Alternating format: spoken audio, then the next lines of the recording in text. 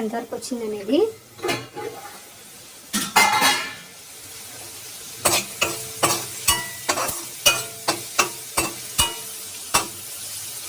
ఇలా కొంచెం మగ్గని కదా. ఇప్పుడు మనం వంకాయ ముక్కల్ని పెట్టుకున్నాం కదా, ఇలా నానబెట్టుకున్నాం కదా, కండ్రేకోకుండా ఇలా వాటర్లో వేసుకుంటాము.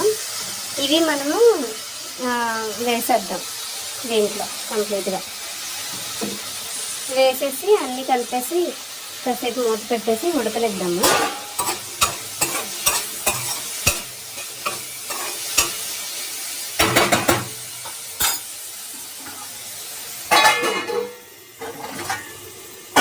రైస్లో ఎగ్స్ కూడా లాస్ట్కి వచ్చేస్తున్నాయండి, చూద్దాం.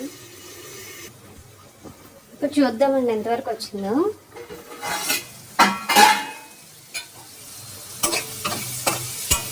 ఇలా కొంచెం ముక్క కొంచెం మెత్తబడింది కదా, ఇది వంకాయ పీసెస్ అనేవి మెత్తబడింది కదా.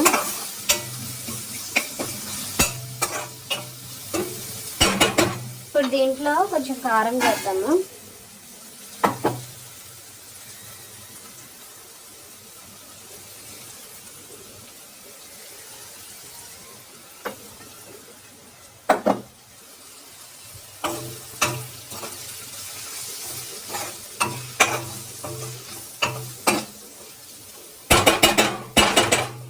మనము చింతపండు పులుపు నానబెట్టుకున్నాం కదా, ఇది విండేసి ఇది కూడా వేసేద్దాము.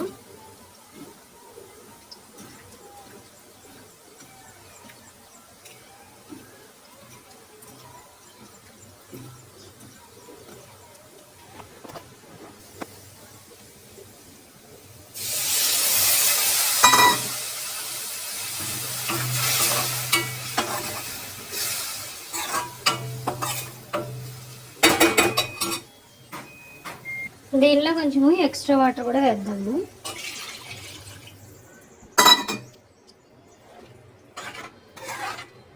ఎక్స్ట్రా వాటర్ వేసాం కదా, ఇప్పుడు కొంచెము మీడియంలో పెట్టి మనం ఇంకాసేపు మగ్గనిద్దాం.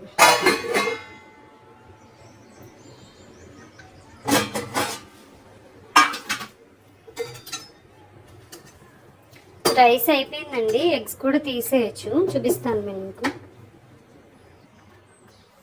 చూడండి, దీంట్లో ఎగ్స్ వేసాం కదా,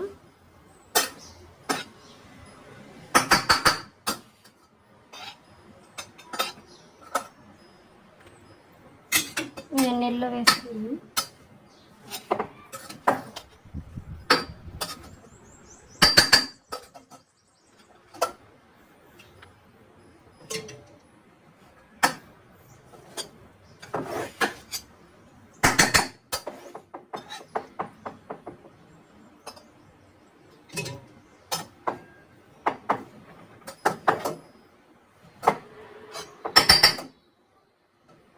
ఎగ్స్ వేసినప్పుడు కడిగి వేసుకోవాలండి. రైస్లో వేస్తున్నాం కదా మనం, మళ్ళీ ఈ రైస్ తింటాం కాబట్టి ఎగ్స్ కడిగేసి అప్పుడు వేసుకోవాలి. ఇప్పుడు ఇలా రైస్ కూడా కంప్లీట్ అయిపోయింది. ఇప్పుడు ఎగ్స్ ఉన్నాయి కదా, ఇవి బాయిల్డ్ ఎగ్స్ అనమాట. ఇవి కాసేపు ఇలా ఉన్నిస్తే మొత్తం వేడి తగ్గిపోతుంది, అప్పుడు మనం కర్రీలో వేసేసుకోవచ్చు. ఇప్పుడు ఎగ్స్ ఇలా రెడీ అయిపోయినాయండి, బాయిల్ చేసి తీసుకున్న ఎగ్స్. అలాగే దీనికి 4 వైపులా కూడా ఇలా ఘాట్లు పెట్టాను.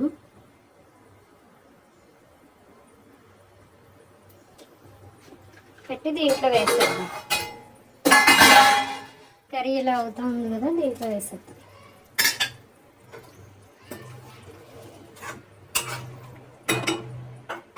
కాసేపు మగ్గనిద్దాం.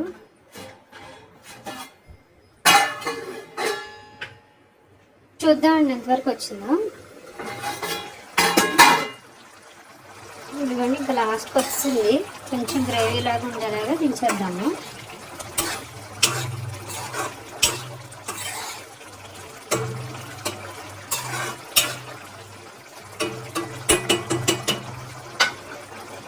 నేను ఆఫ్ చేసేస్తున్నాను స్టవ్. ఈ కర్రీ అయితే చాలా టేస్టీగా ఉంటుందండి. మీరు కూడా మీ ఫ్యామిలీకి చేసి పెట్టండి. లైక్ చేయండి, షేర్ చేయండి, సబ్స్క్రైబ్ చేయండి. Thank you.